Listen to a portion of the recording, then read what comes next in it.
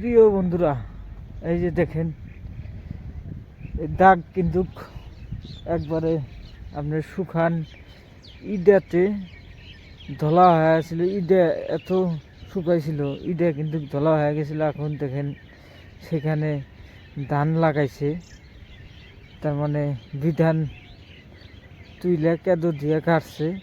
কত সুন্দর ধান হয়েছে দেখেন। এই যে কত সুন্দর পরিবেশ।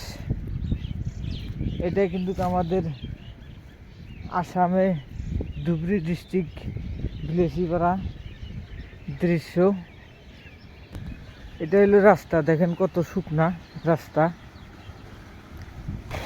আবার এইদিকে দেখেন মোটর দিয়ে পানি বাড়াইতেছে। এটা কিন্তু মোটর দিয়ে পানি বাড়াইছে। ধানের কত সুন্দর চেহারা দেখেন। এই যে ধানের কত সুন্দর চেহারা। ধান কিন্তু না গালি গেলা ইটা দিয়া দাগ ধলা থাকলো নি। এত সুন্দর করে ধান কাটছে মানুষে।